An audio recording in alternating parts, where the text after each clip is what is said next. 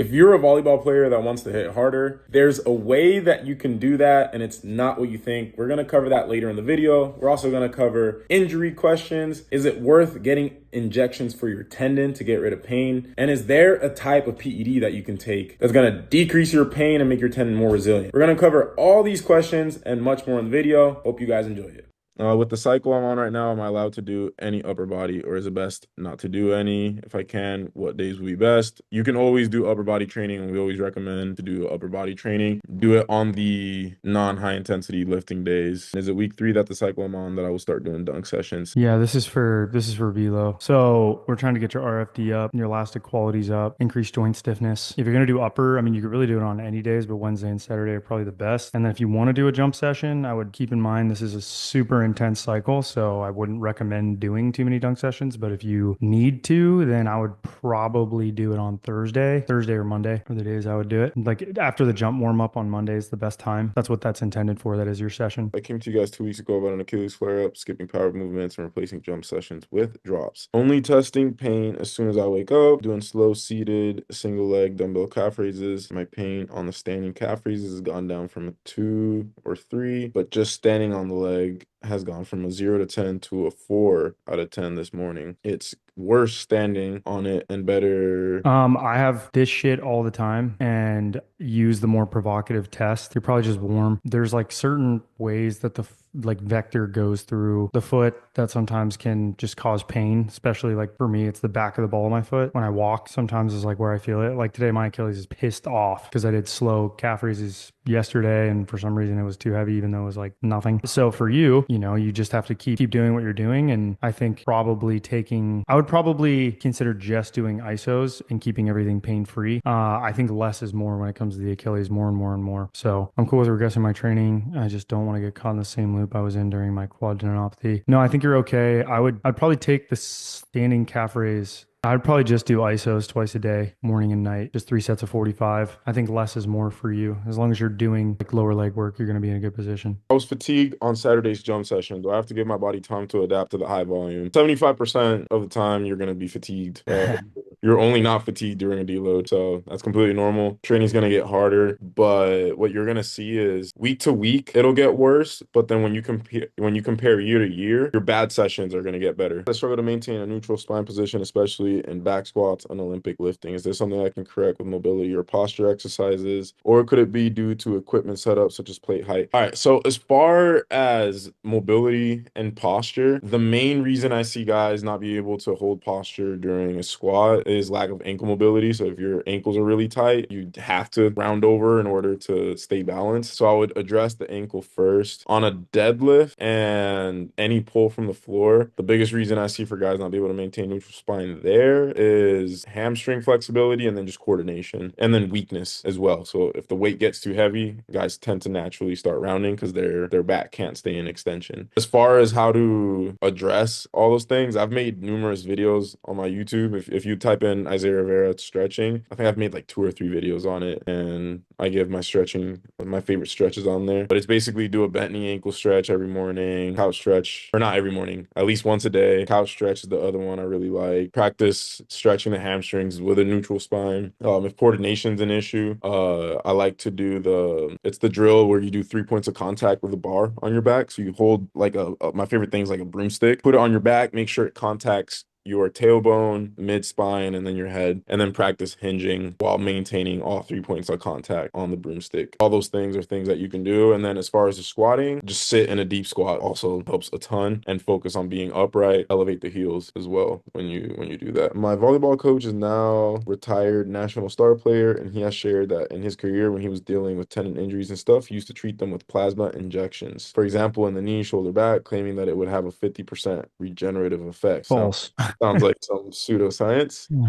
So I wanted to hear your opinions on that, I guess, healing compounds, and what do you think about his doings? I kind of see it as ignorance to actually understanding the problem and finding information, because he is the type of person that doesn't really understand heavy resistance training and would say something like you're going to kill yourself with those weights. Also, anytime guys do injections, Fake 99% news. of the time it destroys people, and it's just putting a band-aid on a much bigger issue. So there's temporary relief that comes from it, but you're not actually addressing the issue at hand. Hey guys, just want to take a quick second to remind you that if you want to ask me and John questions like these, then sign up for our online coaching at thpstrength.com. You can currently try it for 90% off of your first month, which is a crazy deal for one of the best jump training programs on the planet. Just take a look at some of the wins that have popped up just in the last few days. These are all athletes that paid $12 to try THP for their first month. And the reason I'm doing such a crazy deal is because I know if you try it, you're gonna love it and you're gonna stick with it long term. So again, thpstrength.com, and I'll see you guys on the other side. Now back to the video. You're not making the tissues more resilient. You're not making them more robust. Yeah, it's like putting it's just a Band-Aid. We love calling those Band-Aids on like a broken leg is what it is. I like that. What are some ways of dealing with training, jumping, dunking, burnout? Pivot your goals. I think that that's really normal. Isaiah and I have had that happen a handful of times. So, sometimes it's good to focus on something else. Maybe you want to go do sprint training for a little bit. Maybe you want to jump or off your right leg. Maybe you want to work on throwing. I think that that's a good way to manage it. Sometimes it's fun to just unload for a little bit and just enjoy jumping high. I think that's also really, really helpful. But at the end of the day, like it's a lifestyle and it's not always going to be fun, but it's definitely worth it if you stick with it. And I think being a part of the community helps too. I personally use basketball as my burnout like antidote. We'll be in Japan for 3 weeks. Any training suggestions aside from jumping and sprinting outside? I would have message the guys and tell them that you're going to be gone and they will. The exact dates. Yeah, the exact dates. I mean, you can just tell the chat. And then what they'll do is they will adjust the training for you. Thoughts on the optimal jumping weight at 6'1", as light as possible? I think it's not as light as possible, specifically as lean as possible. So you need to be dick skin shredded if possible. That's where you're going to jump the highest. You want as little fat mass as possible. So yeah, I've been struggling with my form on power cleans. My biggest issue is that instead of squatting down, I sometimes just bring my knees down. Do you know any drills to help with this? Clean with the bar and film it. As soon as your hip gets the full extension, you want to look right at your hip flexor. It needs to go the other direction. If you can't do it with a bar, you're definitely not going to be able to do it with weight on the bar. So you just have to practice the clean. Do like 20 reps a day, watch the video, and that's how you get more coordinated. It's almost like saying like, oh, I don't know how to throw a baseball. You got to go practice throwing a baseball and work on the elements that you want to improve and watch the video and go back and try to change your technique and go back and keep repeating the process. And specifically with lighter weights too. Yep. Like that's the biggest reason I see guys not improve their technique is they're just trying to go as heavy as they can. Like Donovan was having that issue the other day. And I was like, well, he's like, my left shoulder hurts today. And I'm like, yeah, because your shoulders are not mobile and you tried catching in 275 or whatever, 235. And then also I wasn't able to test my power clean, so I'm unsure of what my max is. Could you try to estimate it? Could you try to estimate what it would be from the lifts I sent? Working weights are 65 to 80%. 1B, I've been struggling with bad knee pain a couple months back, and since I started doing power cleans coming back, should I continue to do them? Don't continue to do them. I would take Mountain Dew pulls. The catch can be pretty provocative for people, and if you're really knees forward, yeah, it's going to bother it. So to answer your question, by the way, and he means clean.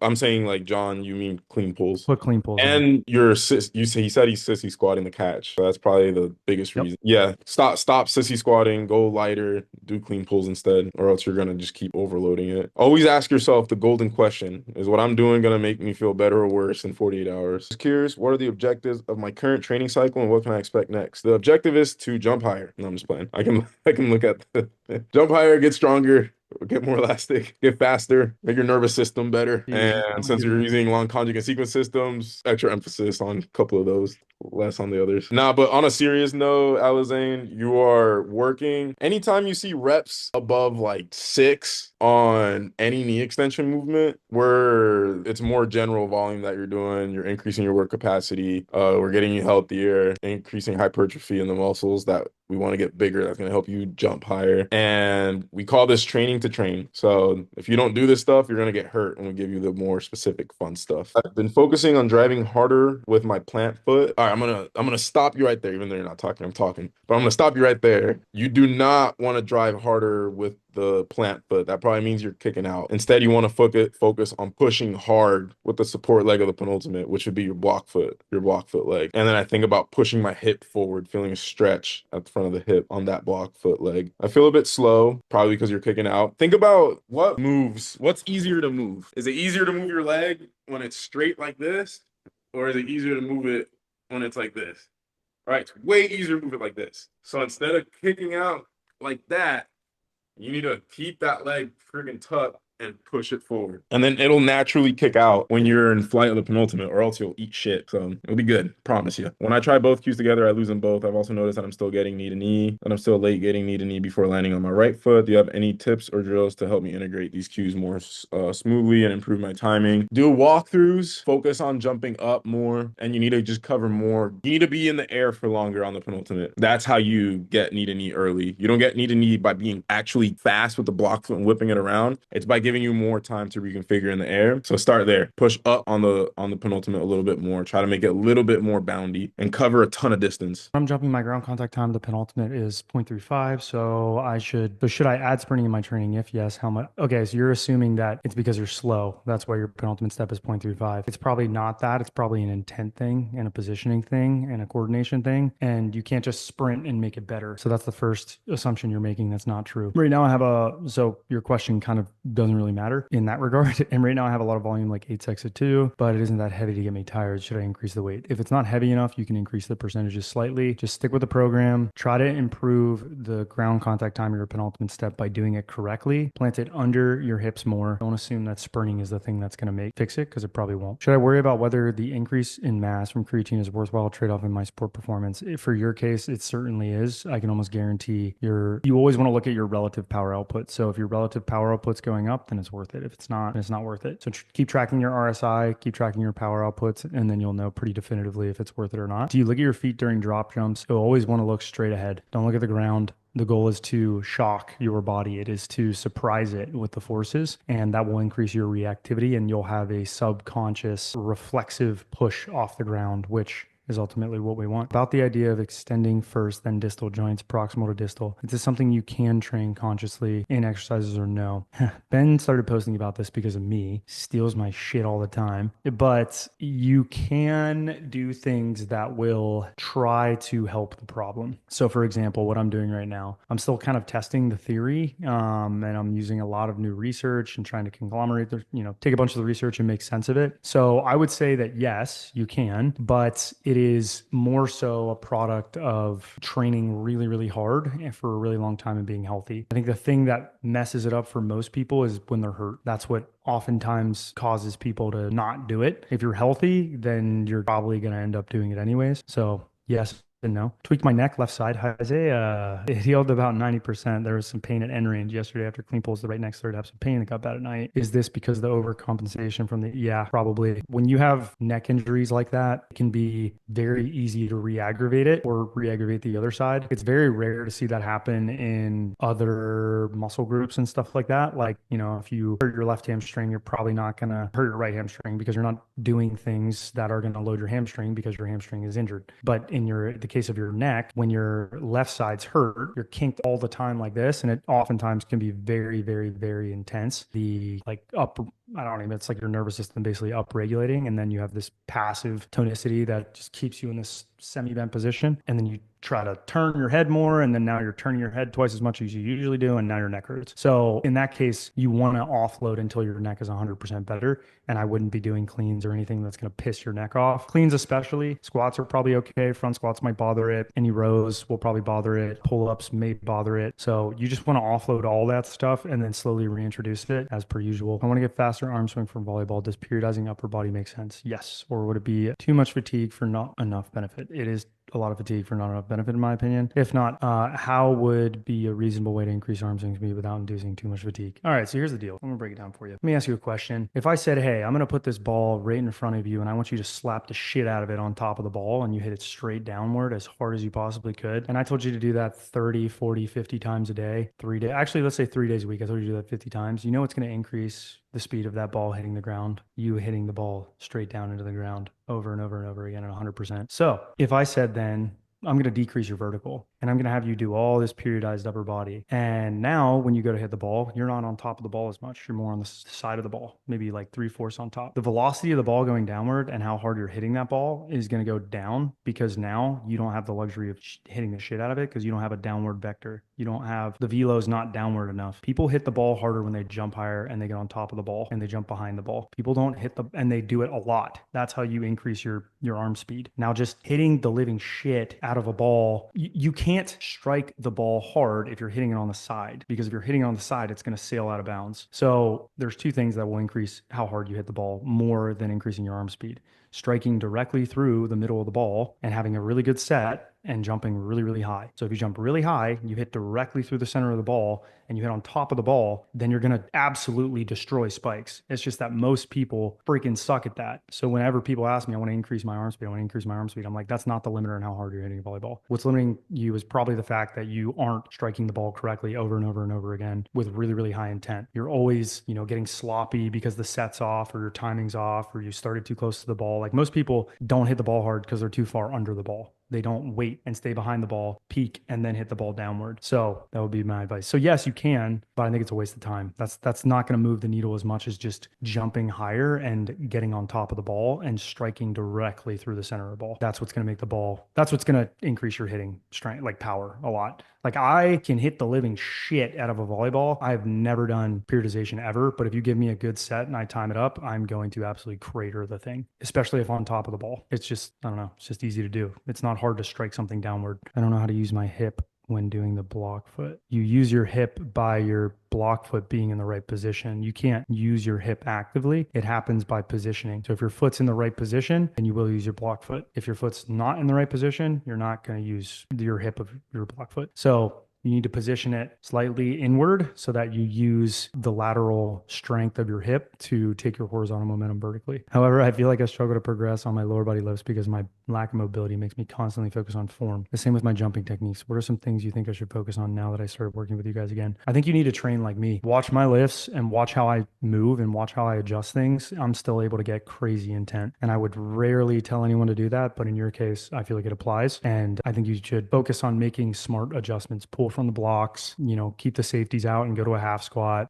Don't be afraid to push the lifts that feel comfortable, that you can get bigger ranges of motion. Try to move the best you can, but accept your limitations and work within those. I'm on second week of deload after the eccentric cycles right now, and my trials are on the 20th. And I was wondering if I can get 2 jump sessions after this second deload. Can I do that while monitoring pain? Of course. I would honestly not recommend doing that because you have a history of knee pain. What I would do is I would play volleyball on your jump sessions and make sure they're max effort. I would do jumps in between games, jumps after you play. But I'd rather have you do one bigger session per week than 2 of them. Currently on my PR testing week right now. What kind of cycle would you have next following the PR testing week? One that makes you jump higher. No, I'm saying. Let's see. You're gonna be doing very, very specific, highly specific elastic work. And then the cycle after that, we're actually going to unload because you will have finished an entire macro cycle. So you're going to be doing some fun stuff. Depth landings, heavy ass power cleans, half squats. Should be very, very fun for you. And it'll help you actualize all the work that you've been doing in the last couple months. And then we're going to unload and freshen you up. A common feedback I've gotten from pretty much all my jumps that I need to get off the ground quicker and be more aggressive. I'm pretty sure I am jumping as quickly as I can, but maybe my RFD is not as good as my max force production. I mean, that should work this next cycle. Yeah, like we're addressing that exact quality. So we'll see if jumps get better and your RSI goes up, ground contact times go down. Power clean is only 1.06% of my body weight. I guarantee that's a technique issue. Almost guaranteed. I remember seeing ages ago on John's Insta reel about one of the athletes going through a summer break power clean focus cycle. I wanted to know if that cycle would be my next best step. Yeah, we can, after this macro cycle ends, well, we're definitely going to push that power clean up.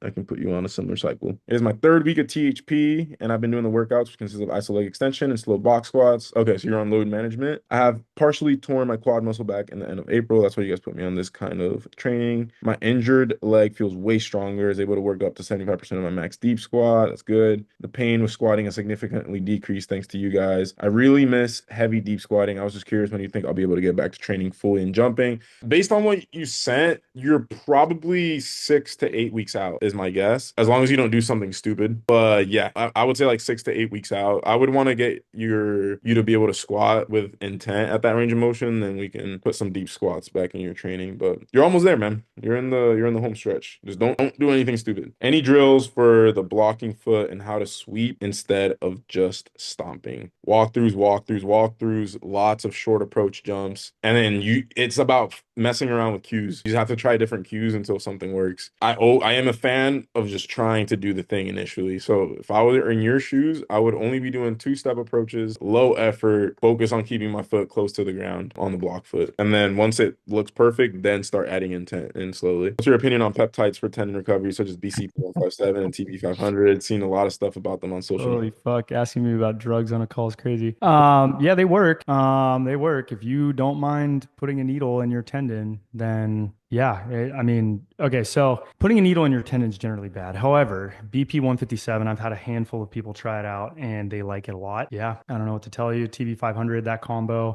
there's a handful of people that use it that I know that really, really like it. If I weren't a competing athlete and I just wanted to increase my longevity and I didn't care about the potential cancer risks, maybe I'd do it. But I'm a coach. I have an ethical obligation as a coach to stay clean, especially if I work with athletes that do compete. I think it just doesn't set a very good example. I think a lot of coaches don't necessarily view it that way, but for me, I never want to be known as a doping coach. I think being equipped to understand how to manage those types of questions demonstrates, a high level of proficiency as a coach. But at the end of the day, I'm not going to tell you to do something that I myself wouldn't do, or I wouldn't tell my son to do, or my daughter. So I wouldn't encourage it. I wouldn't tell someone to do that. Your risk level is your comfort with risk, and that's your choice. I think if you're going to do it though, you should be transparent with people and not lie about it. So yeah. Would you rather have cancer or tendon pain? Answer. No, I'm kidding. What kind of question is that? No, I'm kidding.